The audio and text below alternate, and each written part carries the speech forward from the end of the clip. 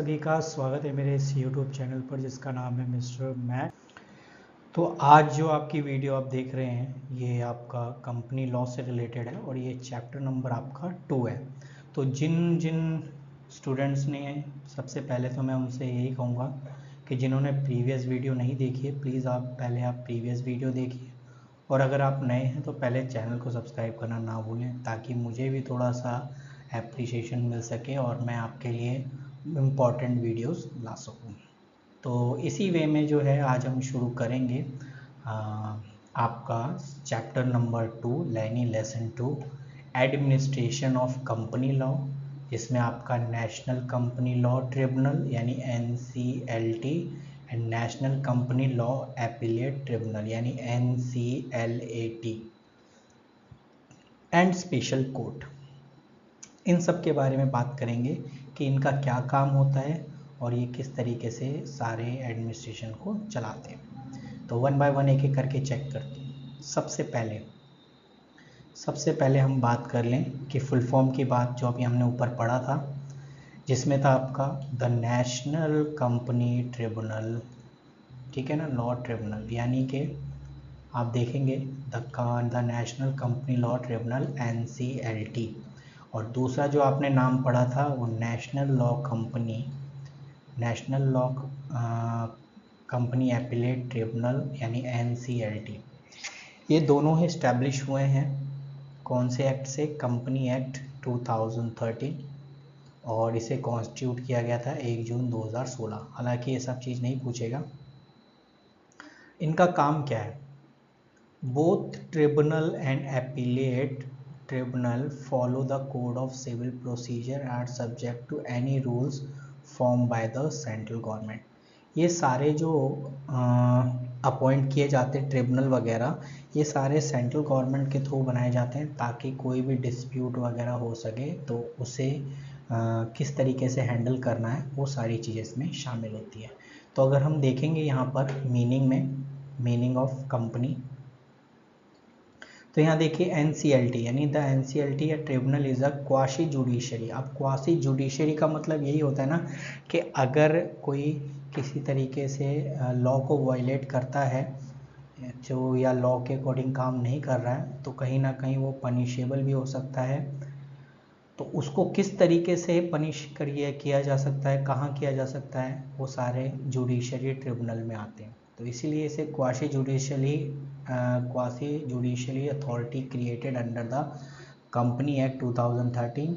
अभी इनका काम क्या है? Handle corporate civil dispute. देखिए यहाँ पर बात आ गई, हैंडल कॉरपोरेट यानी कंपनी से रिलेटेड जो भी डिस्प्यूट वगैरह चल रहे हैं वो सारे इसके अंदर आ जाएंगे। उसके बाद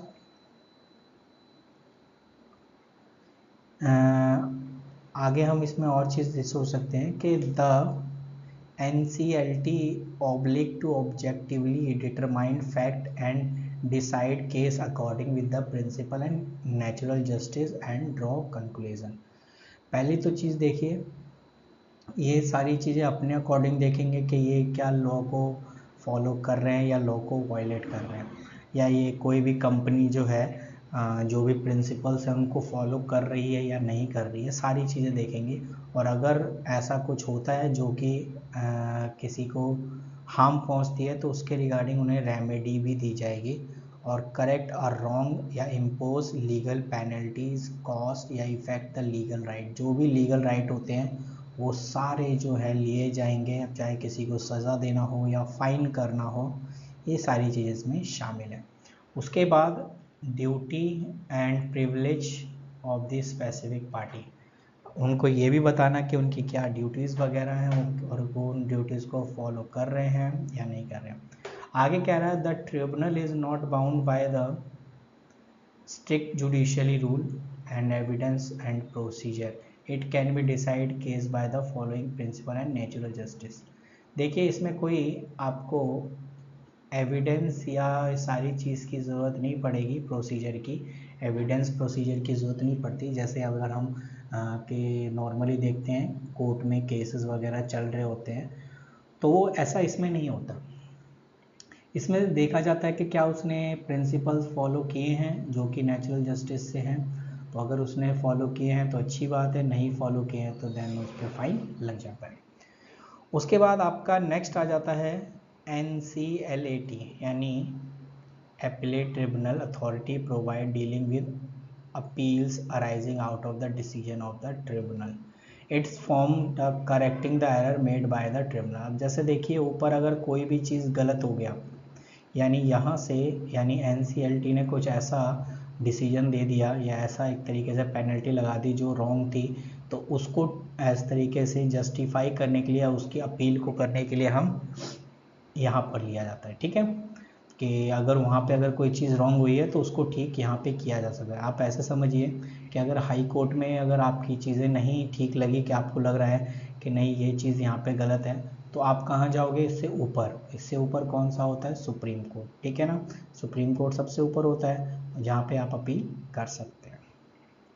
वही चीज़ यहाँ पे बता रहा है, इट इज़ इंटरमीडिएट या mediator appellate forum where the appeal lie after the order of tribunal.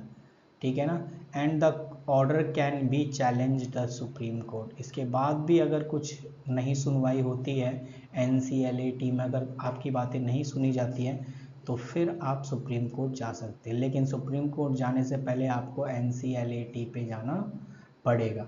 ठीक है ना, क्योंकि सुप्रीम कोर्ट वाले पूछेंगे कि भाई पहले आप वहाँ क्यों नहीं गए। जब आप कहेंगे कि सर वहाँ पर भी मेरी चीज़ों को जो है नहीं देखा गया, इसीलिए मैं यहाँ आया हूँ, तब आपकी बात सुनी जाएगी। ठीक है, आगे कह रहा है appellate review decision and tribunal and power set aside and modify and confirm। अगर लगेगा कि कोई डिसीजन में रिव्यू करना है या उसको चेंज करना है तो ये चेंज भी कर सकते हैं। तो यही इसका एक तरीके से मेन काम था। तो इसका डिफरेंस एक बार आप पढ़ सकते हैं, इसका स्क्रीनशॉट ले लीजिए, मैंने आपको हिंट दे दिया है, कहीं ना कहीं उस हिंट से लिंक कर सकते हैं आप। आगे बात करते हैं कि एज पर सेक्शन, ये सब आपको याद करने की ज़रूरत नहीं और ना ही आपको याद रहेगा। क्वालिफिकेशन की बात करें मेंबर की, तो ये होता है the president shall be person who has been a जज of high court least 5 year. यानी इस ट्रिब्यूनल में जो जज होते हैं वो कहीं ना कहीं हाई कोर्ट के जज होते हैं, जो कि कम से कम 5 साल तक एज अ नॉर्मली किसी हाई कोर्ट में जज रहे हों, कम से कम, ज़्यादा से ज़्यादा भी रहे हो उसकी बात नहीं। जुडिशली मेंबर की बात करें तो जज ऑफ हाई कोर्ट, इसमें ऐसा कुछ नहीं है कि कितने साल तक लिस्ट होना चाहिए। डिस्ट्रिक्ट जज हो सकते हैं, लेकिन वो डिस्ट्रिक्ट जज में वो 5 साल तक जो है वो डिस्ट्रिक्ट जज रहा हो, उससे ऊपर भी रहा तो कोई बात नहीं।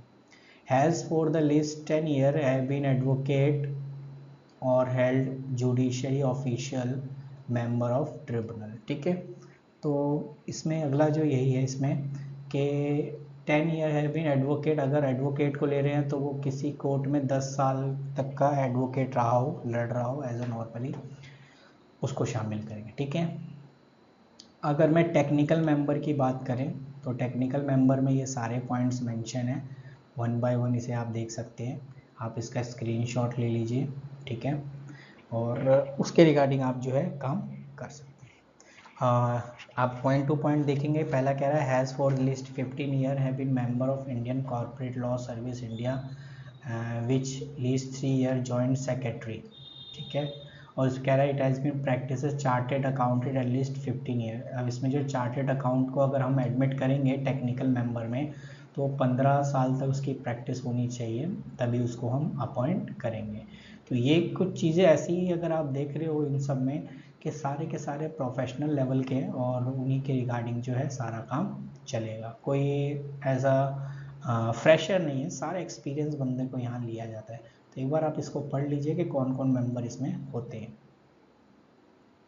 अब बात करें national company law appellate tribunal में, इसमें मेंबर की बात करें तो इसमें कह रहा है चेयरमैन शैल बी हु, जो कि chief justice of high court या जज ऑफ सुप्रीम कोर्ट, यानी या तो CJI होना चाहिए हाई कोर्ट का, जो कि जज से भी एज अ नॉर्मली आपको पता है चीफ जस्टिस कौन होते हैं, या सुप्रीम कोर्ट के जज। ऊपर जो हमने पढ़ा था उसमें हाई कोर्ट का जज होता है और इसमें जो होगा सुप्रीम कोर्ट का।